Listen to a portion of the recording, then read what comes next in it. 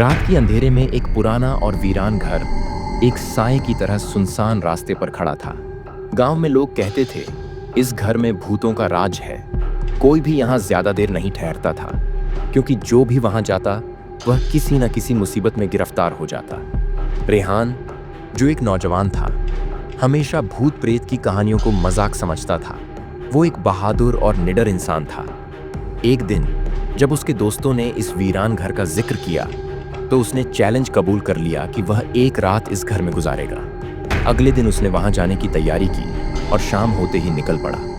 रात के अंधेरे में जब वह घर के अंदर दाखिल हुआ, तो हर चीज धूल से भरी हुई थी। दरवाजे चरमरा रहे थे और खिड़कियां हवा के साथ हिल रही थीं।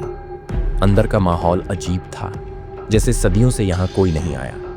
रेहान ने अपने मोबाइल की रोशनी जलाई और हर तरफ देखने लगा। अचानक उसे ऐसा महसूस हुआ कि जैसे कोई उसके पीछे खड़ा है, लेकिन जब उसने पलट कर देखा तो वहां कुछ नहीं था। वह हंसा और खुद को तसल्ली दी कि शायद ये उसका वहम है। कुछ देर बाद उसे सीढ़ियों की तरफ से सरसराहट की आवाज़ सुनाई दी। उसका दिल जोर जोर से धड़कने लगा। उसने सोचा कि शायद कोई जानवर होगा, लेकिन फिर जैसे ही वो पीछे मुड़ा, दरवाज़ा खुद ब खुद खुलने लगा। यह देखकर उसके बदन में झुरझुरी दौड़ गई। अभी वह खुद को संभाल ही रहा था कि अचानक एक बूढ़ी औरत की आवाज़ उसके कानों में सुनाई दी, जैसे कोई धीमी आवाज़ में सरगोशी कर रहा हो। चले जाओ यहाँ से, वरना तुम्हारा अंजाम बुरा होगा। रेहान ने कांपते हुए इधर उधर देखा, मगर वहाँ कोई भी नहीं था। वह अपने होश संभालने की कोशिश कर रहा था, मगर तभी एक ठंडी हवा का झोंका आया और उसके चारों तरफ की चीजें हिलने लगीं। अब उसे डर तो लग रहा था, लेकिन फिर भी हिम्मत करके ऊपर के कमरे में गया। जैसे ही उसने दरवाजा खोला, एक पुरानी कुर्सी धीरे धीरे हिलने लगी, जैसे कोई उस पर बैठा हो। उसकी आंखें खौफ से फटी की फटी रह गईं। फिर जैसे ही वो पीछे मुड़, अचानक एक धुंधला सा साया दीवार पर उभरने लगा। वह साया धीरे धीरे बड़ा होने लगा और रेहान की तरफ बढ़ने लगा। रेहान की सांसें तो जैसे थम सी गई हों। वह तेजी से नीचे भागा, लेकिन जैसे ही वह दरवाजे के करीब पहुंचा, दरवाजा खुद ब खुद धड़ाम से बंद हो गया और अचानक उसके कानों में एक आवाज गूंजी, अब तुम यहां से बच के नहीं जा सकते। जैसे ही ये अल्फाज उसके कानों में पड़े, रेहान की तो जैसे हवा ही निकल गई। उसने पूरी ताकत से दरवाजा खोलने की कोशिश की, मगर वो दरवाजा ऐसे जाम हो चुका था जैसे उसमें कील ठोकी हो। रेहान ने डरते डरते कलमा पढ़ा और चीख कर कहा, कौन हो तुम और क्या चाहते हो? तभी एक धीमी सी आवाज सुनाई दी, ये मेरा घर है, मैं यहां से कभी नहीं जाऊंगा। रेहान को अचानक एक बूढ़े शख्स की परछाई नजर आई, जिसके चेहरे पर जख्म थे और आंखें खून जैसी लाल थीं। वह साया उसकी तरफ बढ़ा और उसका हाथ रेहान के कंधे पर था। उसे देखकर रेहान की चीख निकल गई और पूरे घर में गूंज उठी और वहीं बेहोश होकर गिर पड़ा।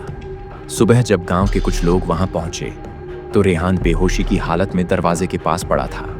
जब उसकी आंख खुली तो वह बुरी तरह कांप रहा था। उसने गांव वालों को बताया कि सच में इस घर में कोई रूह की ताकत मौजूद है। रेहान इस वाकये के बाद कई दिनों तक खौफजदा रहा। वह नींद में चीख उठता और अक्सर उसे वही रहस्यमयी आवाजें सुनाई देती। गांव के बुजुर्गों ने उसे झाड़ फूंक करवाई, लेकिन फिर भी वह बेचैन रहता था।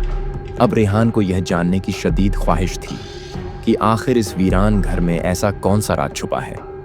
उसने गांव के सबसे बूढ़े शख्स बाबा यूनुस से पूछने का फैसला किया। वह फौरन अपने घर से निकाला और बाबा यूनुस के पास पहुंचा और उनसे वो सारी कहानी सुनाई जो उसके साथ बीती। बाबा यूनुस ने गहरी सांस ली और बोले, यह कहानी बहुत पुरानी है। आज से तकरीबन 50 साल पहले यहाँ एक अमीर व्यापारी हशमत अली अपनी पत्नी और बेटी के साथ रहता था। वो एक नेक इंसान था, मगर उसका एक खूनी दुश्मन भी था, उसका करीबी साथी जमील। रेहान हैरानी से बोला, फिर क्या हुआ? बाबा यूनुस ने अफसोस से कहा, एक रात जमील ने लालच में आकर हशमत अली के घर पर हमला कर दिया। उसने पूरे परिवार को बेरहमी से कत्ल कर दिया और सारा खजाना लूटकर अपने साथ ले गया। मगर वह जालिम ये नहीं जानता था कि मजलूम की आहें कभी बेकार नहीं जाती। हशमत अली की पत्नी मरते वक्त बद्दुआ देकर गई कि जो भी इस घर में दाखिल होगा वह खौफनाक अंजाम से दो चार होगा। रेहान के जिस्म में झुरझुरी दौड़ गई। वह बोला, तो क्या अब भी उनकी रूहें वहां भटक रही हैं?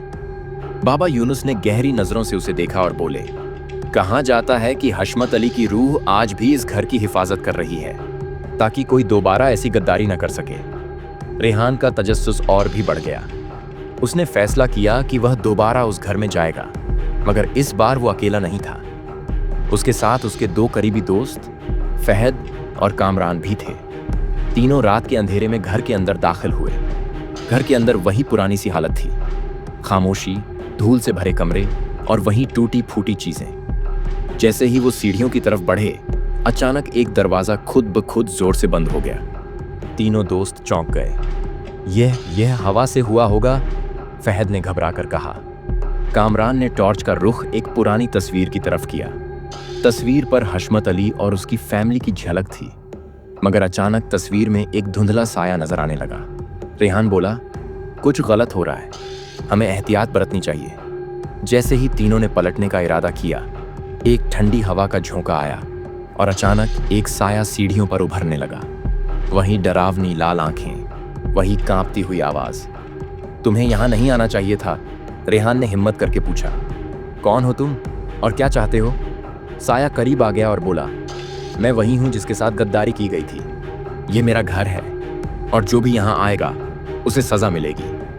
अचानक फहद की चीख निकल गई, क्योंकि उसके कंधे पर किसी का हाथ था, मगर वहां कोई नजर नहीं आ रहा था। कामरान ने दरवाजे की तरफ दौड़ लगाई, मगर वह फिर से बंद हो चुका था। रेहान को याद आया कि बाबा यूनुस ने कहा था, अगर इस घर में किसी को फंसने से बचाना हो तो कुरान की तिलावत करो, क्योंकि बदरूहें पाक चीजों से खौफ खाती हैं। रेहान ने फौरन कुरान की कुछ सूरतें पढ़ना शुरू कर दिया। जैसे ही अल्फाज गूंजने लगे, साया चीखने लगा, नहीं, ये मुमकिन नहीं, तुम्हें यहां से जाना होगा। दरवाजा धड़ाम से खुल गया और तीनों लड़कों ने फौरन बाहर की तरफ दौड़ लगा दी। जैसे ही वे दरवाजे के बाहर पहुंचे, घर के अंदरूनी हिस्से से एक आखिरी सरगोशी सुनाई दी। यह मेरा घर था और हमेशा मेरा ही रहेगा। रेहान, फहद और कामरान उस रात के बाद कई दिनों तक खौफजदा रहे। उन्हें जहां भी जाते ऐसा महसूस होता जैसे कोई उनका पीछा कर रहा हो। रेहान अक्सर सपनों में वही लाल आंखों वाला साया देखता जो उसे घूरता और फुसफुसाता, यह मेरा घर था और हमेशा मेरा ही रहेगा। रेहान समझ नहीं पा रहा था कि यह सब हकीकत थी या सिर्फ एक भ्रम, मगर उसके साथ होने वाली घटनाएं कुछ और ही कहानी बयान कर रही थीं। रेहान ने एक बार फिर बाबा यूनुस से मदद मांगी। बाबा यूनुस ने गहरी सांस ली और कहा, बेटा, इस रूह को कैद से आज़ाद करना होगा, वरना यह हमेशा भटकती रहेगी और जो भी इस घर में दाखिल होगा वह मुसीबत में पड़ जाएगा। रेहान ने बेचैनी से पूछा, मगर यह कैसे मुमकिन है? बाबा यूनुस बोले, तुम्हें इसके साथ इंसाफ करना होगा। जब तक इसकी रूह को सुकून नहीं मिलेगा, यह चैन से नहीं रहेगी। तुम्हें हशमत अली और उसके परिवार के साथ हुई नाइंसाफी को ठीक करना होगा। रेहान ने फैसला कर लिया कि वह इस रात से पर्दा उठाएगा। रेहान ने गांव के पुराने रिकॉर्ड खंगाले और मालूम किया कि जमील, जिसने हशमत अली और उसके परिवार का कत्ल किया था, कई सालों तक दौलत और ऐशो आराम में जिंदगी गुजारने के बाद मरा था। मगर हैरान करने वाली बात यह थी कि मरने से पहले वह पागल हो गया था और बार बार सिर्फ एक ही जुमला कहता था, वह मुझे लेने आ रहा है, वह मुझे माफ नहीं करेगा। यह सुनकर रेहान को यकीन हो गया कि हशमत अली की रूह अब भी इंसाफ चाहती है। रेहान ने फैसला किया कि वह आखिरी बार वीरान घर जाएगा और वहां कुरान ख्वानी करेगा ताकि रूह को सुकून मिल सके। फिर उसने अपने दोनों दोस्तों से बात की। पहले तो वो बहुत घबरा, लेकिन रेहान ने उन्हें समझाया कि अल्लाह की ज़ात पर और उसके कलाम पर भरोसा रखो, सब ठीक हो जाएगा। फिर फहद और कामरान भी उसके साथ जाने को तैयार हो गए। रात के वक्त तीनों फिर से उस मनहूस घर में पहुंचे। जैसे ही वो अंदर दाखिल हुए, हवा तेज हो गई, दरवाजे खुद ब खुद बंद हो गए और एक जानी पहचानी सरगोशी गूंजी। यह मेरा घर था और हमेशा मेरा ही रहेगा। मगर इस बार रेहान खौफजदा नहीं हुआ।